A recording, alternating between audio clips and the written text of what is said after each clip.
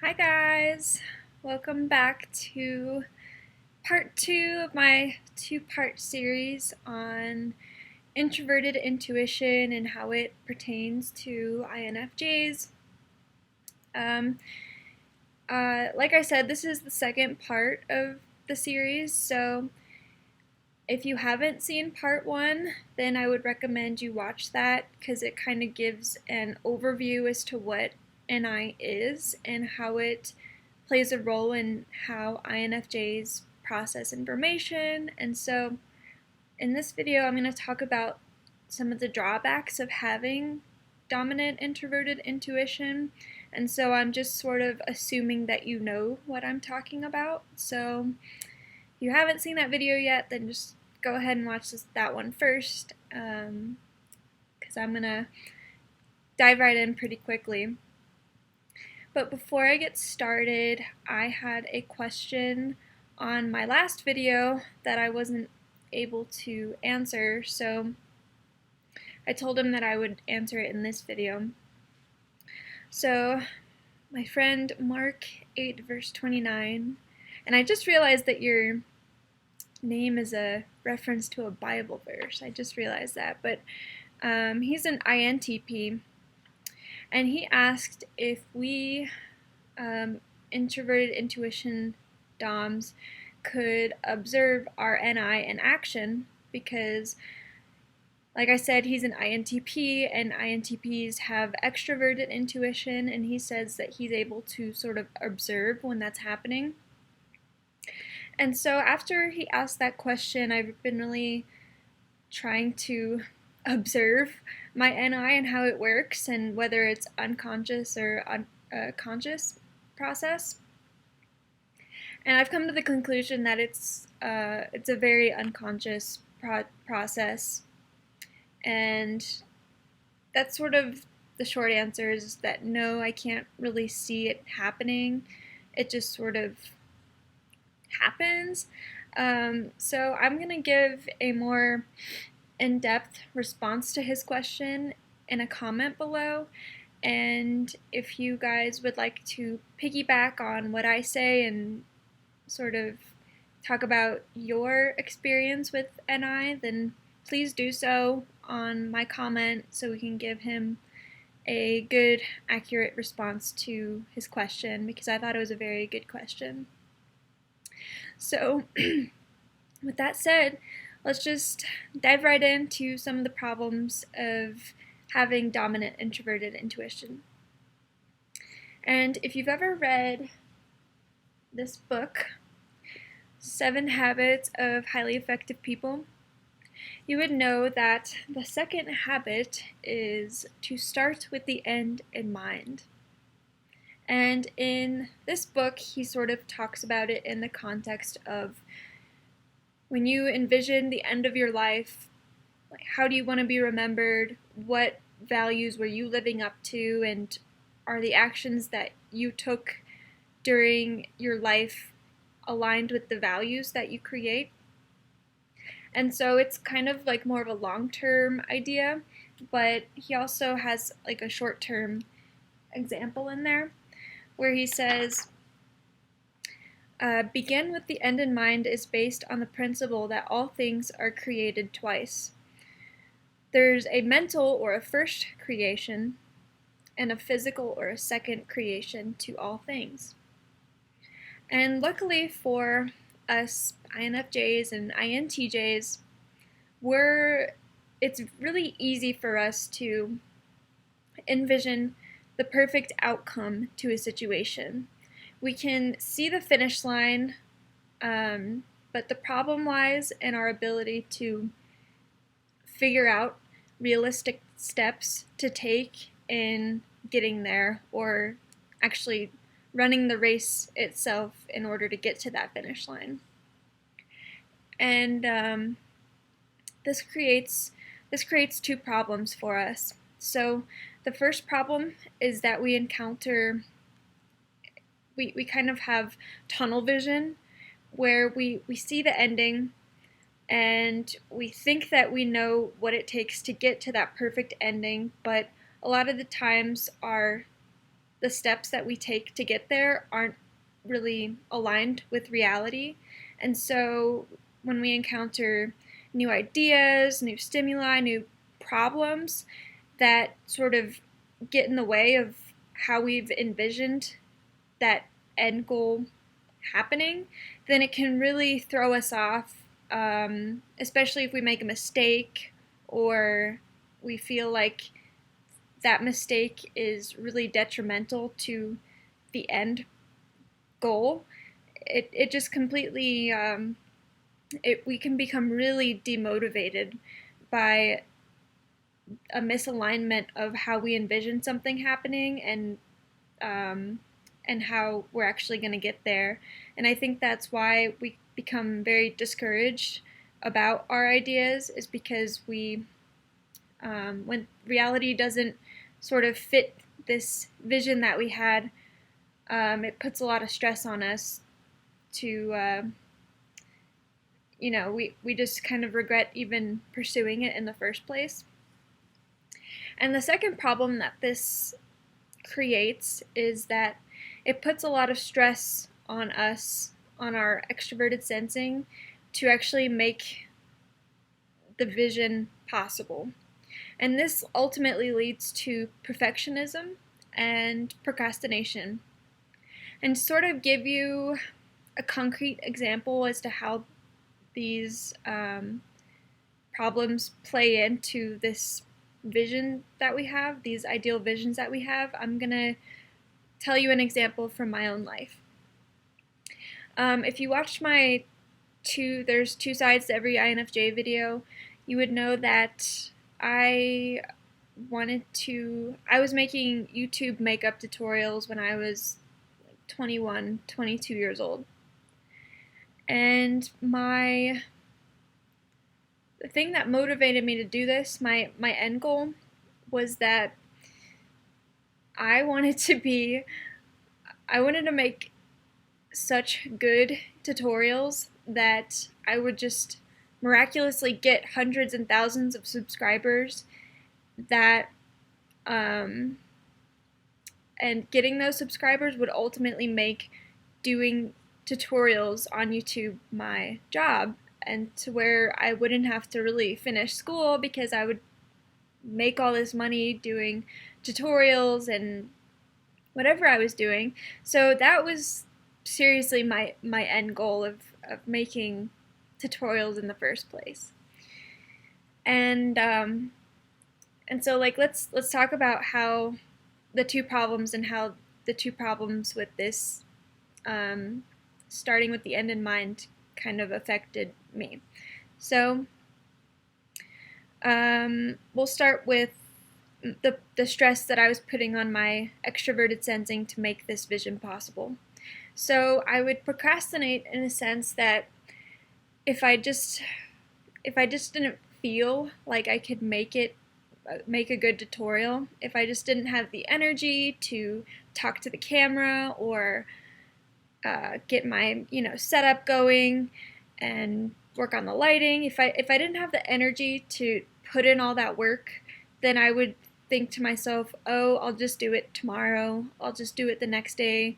So I would procrastinate until I just felt like I could do it well. And I was a perfectionist in the sense that, let's say that I did put in the time, energy, and resources to get my setup and record a video, and I reviewed the footage and it was off focus, or the lighting looked funny, or I wasn't talking loud enough. So all these variables that got in the way of how I envisioned the video to turn out would really demotivate me, and I wouldn't even post the video or edit it or do anything, because I thought to myself, well, these aren't perfect, so there's no way that this could be my perfect video, and so I'm just not going to post it at all. And then I would just feel bad that I just wasted all that time, energy, and resources to, try, and then it didn't end the way I wanted it to, and so it made me feel bad when that happened. And so that's how I put stress on my SE. But how I encountered a blind spot was that I was so set on just making videos for my future, so I could make that my job, that I didn't even think about the reality, which was there were so many other girls doing the same thing that I was doing, and I really began to question why people would choose my videos over other people's videos. And I don't know why I just didn't think about that to begin with. I think I was doing it for fun at first, but then it turned a little bit more outcome based. And when I started to see how difficult it was to actually grow my channel and get that attention and compete with these other girls who are way better at makeup than I am, I got super discouraged and I just gave up completely. And so that's how starting with the end in mind is difficult for us. It's hard for us to not for when reality doesn't exactly reflect how we envisioned it to go. So this leads me actually to my second problem with being dominant NI, which is when our visions are inaccurate, it causes us to second guess ourselves and our future predictions. So if I predict that something is going to happen a certain way and I'm right, then my confidence in my NI goes up a notch. And let's say that I'm right again, then it goes up another notch, and right again. Well, let's say I'm wrong, then it goes down a little bit. But let's say that my confidence in my prediction was really tied into how I felt about myself. So if you watch my This Too Shall Pass video, you would really kind of know what I'm talking about, where I did a presentation for school and I was really prepared to do this presentation and make it funny, informative, and interesting. And so I felt like I took all the realistic steps to get my perfect outcome, to where everybody would think that my presentation was funny and they would all take away something valuable from it. And so my confidence was up here that my vision would turn out correctly. And so because I had confidence tied into that vision, such high confidence tied into that vision that everything was going to go perfectly, and so to make a long story short, it didn't go the way I envisioned it to, and I didn't deliver it as perfectly as I wanted it to, and I got kind of a rude comment after the presentation by one of my classmates, and so my confidence was up here, and then it shot way down to here.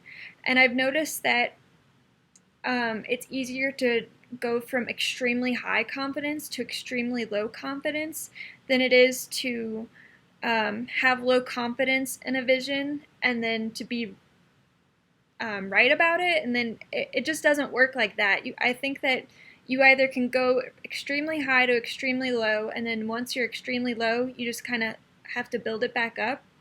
And this is important for us because we really value our ability to predict outcomes of situations correctly, and when we continually find ourselves our visions to not align with reality, it's discouraging because that's really how we function. We like to know that we can sort of see implications and how they're going to play out later on, and it can be really discouraging, and it can send us into a depression when things just aren't going our way and our predictions just aren't accurate at all. And so my third problem is, or the third problem with having dominant NI And this is really relating more to INFJs than INTJs, but we experience mental agony when our conceptualizations about a person or a situation lack real-life evidence to support it. And this is, in other words, the classic NI-TI loop, where we'll replay situations in our head over and over again and tell ourselves these stories about situations in order to feed information into our introverted intuition to somehow obtain that aha moment as to why something happened. So a good example of this is actually okay, so for INFJs, this usually relates to situations with people. So if we are interacting with somebody and the conversation goes south, then afterwards we're likely to replay every moment of that interaction with that person to try to figure out, okay, well, I said this, maybe that made them feel bad, or I did this, maybe this caused them to, we're always kind of blaming ourselves as to why something negative happened to somebody else if we're there to experience it. And when we can't engage our extroverted feeling to sort of gather more information, then we're stuck with the stories that we're telling ourselves, and these stories usually don't align with reality at all. And a way that I could potentially do this with my videos is when I get dislikes on my videos.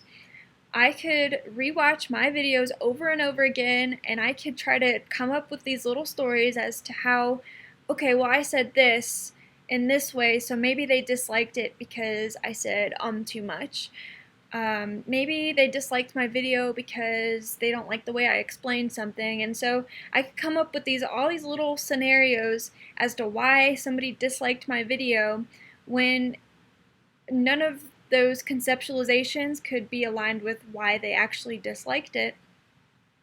And with that said, if you do dislike my video, then it would make it so much easier on me if you could just write in the comment section like why you disliked the video. Like, I won't be offended that you disliked it, but I would rather know why you disliked it so I could take it into, so whether I would know whether it's important enough to consider improving on and fix it later on than me just coming up with these scenarios in my head. But I know that's never going to happen. Nobody's ever going to have the confidence to tell me why they disliked something, but that's just an example of the NI-TI loop and how it sort of plays a role in how we and how we can sort of go into a never-ending thinking spree as to why something happened the way it did, or why somebody treated us the way that they did. So those are the 3 problems of having dominant introverted intuition. If you have any more ideas or problems that you would like to tell me, then leave a comment down below. And thanks for watching and sticking with me this long, and I hope you enjoy the rest of your day.